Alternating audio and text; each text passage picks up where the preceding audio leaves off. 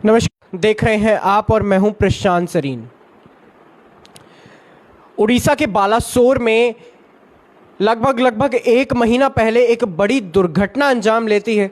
उस दुर्घटना में लगभग 1000 के लोग, 1000 के करीब लोग जो हैं अपनी ज़िंदगी खो देते हैं, अपनी ज़िंदगी से हाथ धो बैठते हैं और उनके परिजनों को आज भी उस बात का दुख है। पूरे हिंदुस्तान में शोक का माहौल फैल जाता है, जिसके बाद सियासत भी बड़े पैमाने पर होना शुरू हो जाती है इस मसले पर। जहां एक और कुछ लोग इसे एक षड्यंत्र का नाम देने लगे, वहीं कुछ लोगों ने और एक स्पेशल वर्ग ने इसे सिर्फ एक हादसा बताया। इसे कहा कि ये रेलवे का एक बड़ी गैर जिम्मेदाराना हरकत है। रेलवे सिर्फ और सिर्फ इस घटना के लिए कहीं ना कहीं, इस घटना के लिए अगर कोई जिम्मेदार है तो वो सिर्फ और सिर्फ रेलवे विभाग है। जिसके बाद एक ट्रेंड चलने लग पड़ा सोशल मीडिया पर कि रेलवे मंत्री अश्विनी वैष्णव जी जल्द से जल्द इस्तीफा दें, और कहीं ना कहीं बीजेपी को इस सब के दौरान बहुत ज़्यादा खमियाजा भी भुगतना पड़ा।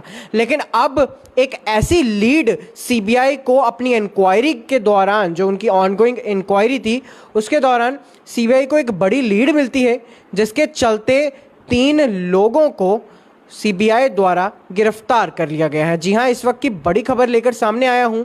आपको बता दें कि सीबीआई ने आमिर खान, यानी कि मोहम्मद आमिर खान नाम का ये शख्स है जो कि स्टेशन मास्टर बताया जा रहा है।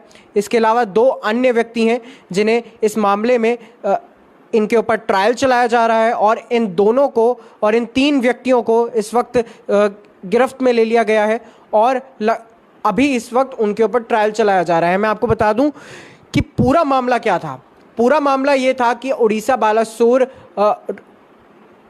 हादसे में जिस वक्त कोरोमंडल एक्सप्रेस रेल अपनी मेन लाइन से उतरकर दूसरी साइड लाइन से जाकर टकराती है, जहां पर माल गाड़ियां रखी होती हैं, उस वक्त बहुत सारे लोगों की जो है मौत हो जाती है और करोड़ों रुपए का नुकसान कहीं ना कहीं मिनिस्ट्री को झेलना पड़ता है। और कहीं ना कहीं ये नुकसान जो था, ये नुकसान ऐसा था कि ये नुकसान पिछले कई सदियों में ऐसा नुकसान नहीं देखा गया है, या इतना बड़ा हादसा नहीं देखा गया है। अक्सर हम सुनते हैं कि मालगाड़ी अपनी जो मेन लाइन है उससे उतर जाती है, क्योंकि मालगाड़ी में इस तरीके की हरकत होना, इस तरीके की घटना होना आम बात है, क्योंकि मालगाड़ी का जो वज़न होता है हर एक डिब्बे का बहुत ज़्यादा होता है।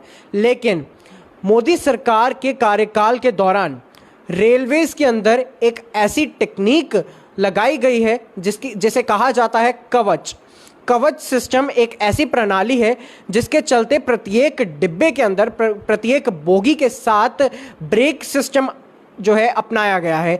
इस प्रत्येक बोगी के साथ अपना पर्सनल ब्रेक सिस्टम है, यानी कि अगर जो ड्राइवर है वो ब्रेक लगाता है तो फिर सारी जो बोगियां हैं उन सब की ब्रेक्स एक वक्त पर लगती हैं, और जितनी मर्जी स्पीड में ट्रेन होगी ये मायने नहीं रखता है। इसके बावजूद 500 मीटर या फिर लगभग 600 मीटर के करीब जो ट्रेन है वो रुक जाएगी। लेकिन इस पूरी वारदात के दौरान ऐसा नहीं हुआ। कवच सिस्टम फेल हो जाता है,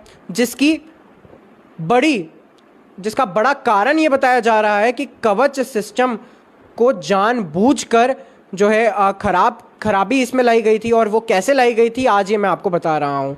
सबसे पहले जो मेन लाइन है, यानी कि जो ट्रेन की मेन लाइन है, कोरोमंडल एक्सप्रेस की जो मेन लाइन है, उसे चेंज करके साइड लाइन से जोड़ दिया जाता है। जहां पर मालगाड़ियां खड़ी थी, मालगाड़ी जो थी वो खड़ी थी, वहां पर इस कोरोमंडल एक्सप्रेस की मेन लाइन को जोड़ दिया जाता है, जो कि स्टेशन के ठीक सामने थी। जिसके बाद कोरोमंडल एक्सप्रेस 100 की रफ्तार से जो कि आ रही थी जा टकराती है। जिस वक्त डायवर्जन उसे दिया जाता है, क्योंकि 120 की स्पीड पर कोरोमंडल एक्सप्रेस उस वक्त थी, और 120 की स्पीड पर जब भी किसी ट्रेन को डाइवर्ट किया जाएगा तो ये जाहिर है कि वो ट्रेन जो है वो पलटा ज़रूर खाएगी, और ऐसा ही होता है। ट्रेन पलटा खा लेती है, जिसके बाद बेंगलोर हावड़ा एक्सप्रेस जो है सामने से आ रही थी वो भी इस हादसे का शिकार बनती है। यानी कि बहुत प्लानिंग के साथ इस पूरी साजिश को अंजाम दिया जाता है। इस पूरी साजिश को बहुत ही सोची समझी साजिश के तहत अंजाम देने के बाद लोग सोशल मीडिया पर जमकर ट्रेंड करते हैं। वो ट्रेंड ऐसे होते हैं कि अश्विनी वैष्णव जो कि हमारे रेलवे मंत्री हैं, उनका इस्तीफा जल्द से जल्द दिया जाए। और कई लोग ऐसे थे जिन्होंने जब सीबीआई इंक्वायरी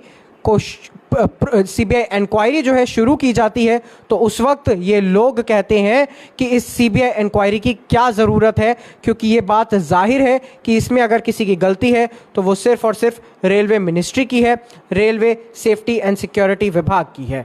जिसके चलते टीएमसी से ममता बनर्जी एक बड़ा निशाना साधती हैं रेलवे मंत्री के ऊपर और अपने मुंह से ये तक कह देती हैं कि अश्विनी वैष्णव तो अभी रेलवे के कार्य को संभालने के लिए बच्चे हैं और इनसे ये काम अच्छे से नहीं संभाला जा रहा, ये जल्द से जल्द अपना इस्तीफा दें। जिसके बाद टीएमसी के एक प्रवक्ता ने 2 रेलवे अधिकारियों की एक ऐसी कन्वर्सेशन को वायरल किया अपने ट्विटर हैंडल पर जो कि कहीं ना कहीं बहुत ज़्यादा गोपनीय रखी जा सकती थी। लेकिन यहाँ पर सवाल ये पैदा होता है कि इस प्रवक्ता के पास आखिर वो कन्वर्सेशन कहाँ से पहुँचती है। जिसके बाद बीजेपी से शुवेंदु अधिकारी इस बात का जवाब देते हुए पुख्ता सबूत के साथ ये कह देते हैं कि इस मामले में अगर किसी का हाथ है तो वो सिर्फ और सिर्फ तृणमूल कांग्रेस का है, यानी कि ममता बनर्जी के खिलाफ वो एक बड़ा मोर्चा खोल देते हैं। खैर, अब सीबीआई के हाथ